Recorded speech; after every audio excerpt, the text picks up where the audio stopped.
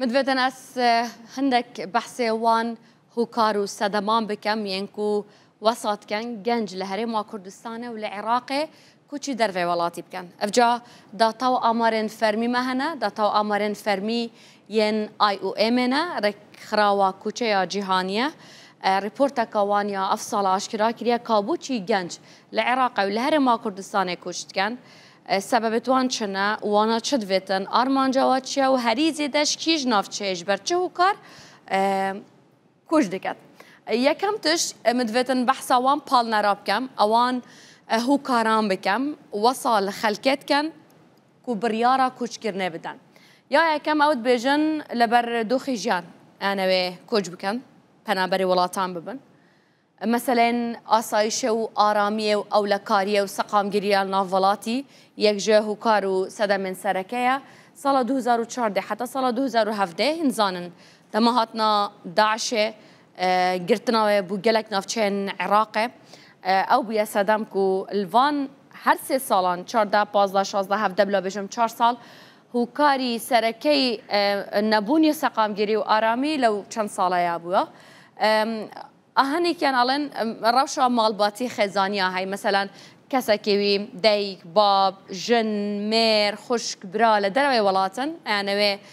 bêyek bikin. Mesela yek şt em heye ewî tir heye alin li nav xêzanekem renge murtah nebim. Yani ewana ke bestrawin be meseleyê xêzanî sala 2011 here zor hûkar yan jî sedema serekiya kûçkirinê ew bûye. Yadî jî ji ber gorankariyên jîngehê evên ku çêt bûne rewşa keş û hewayê sala 2016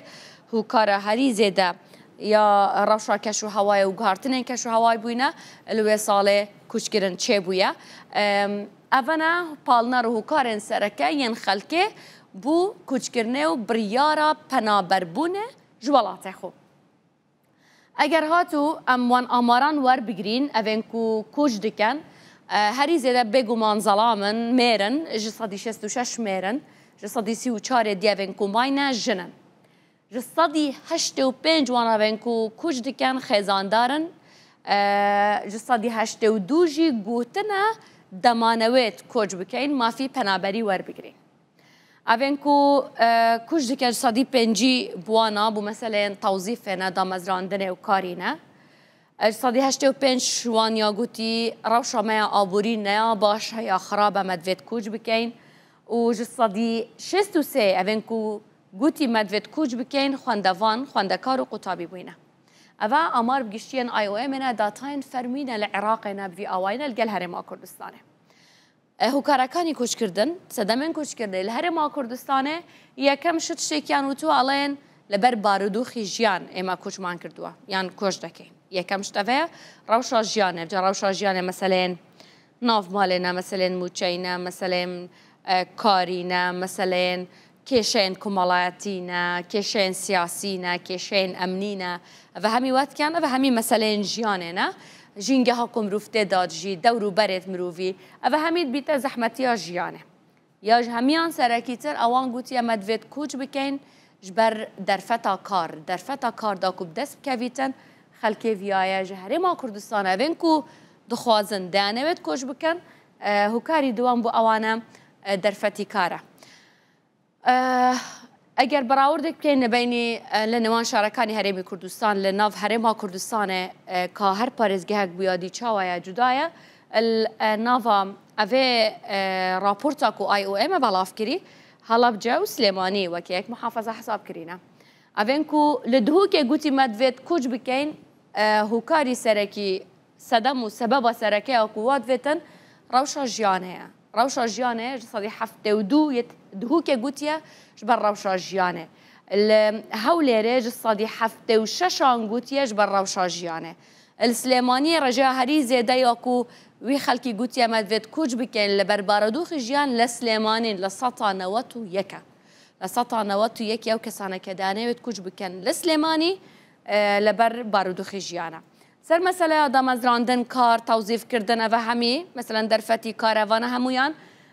dîsan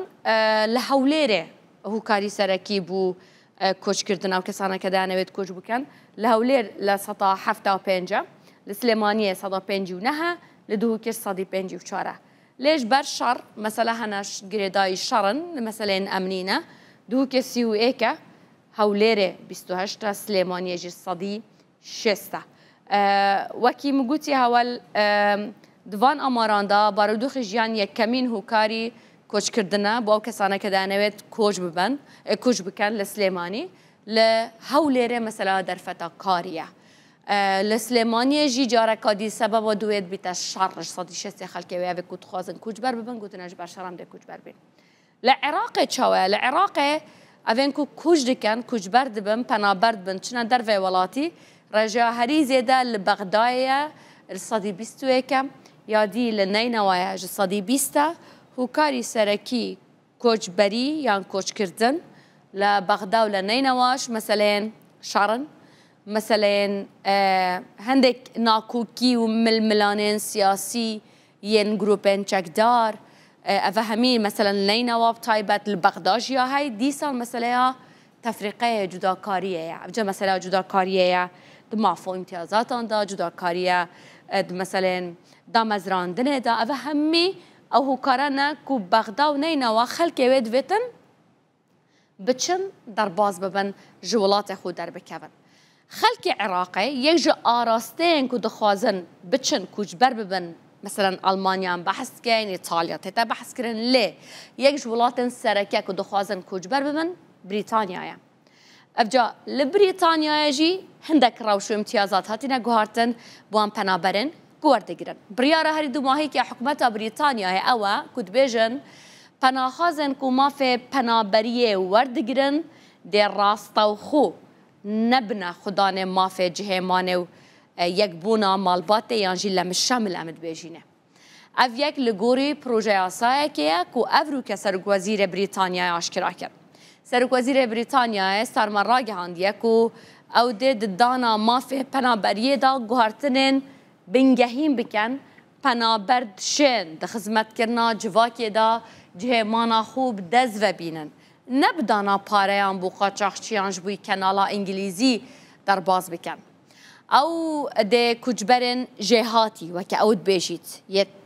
مستحق ین خدانشیان گشتون دو تیجیه درون ور بگرن پیشوازیه لبکن بریتانیا گاف بگاف سیاست خول همبری کجبران تونتر تکه دوشن بیابوری وزیر نافخوی ولاتی و اندام وزیر نافخوی ولاتی و اندام پارتیا کار شابانا محمود ده پریس کنفرانس خوی سالانه دا یه ده کنفرانس خوی سالانه حزب خدا لباجار لیورپول پلانک بو پناهخوازان آشکرا کرد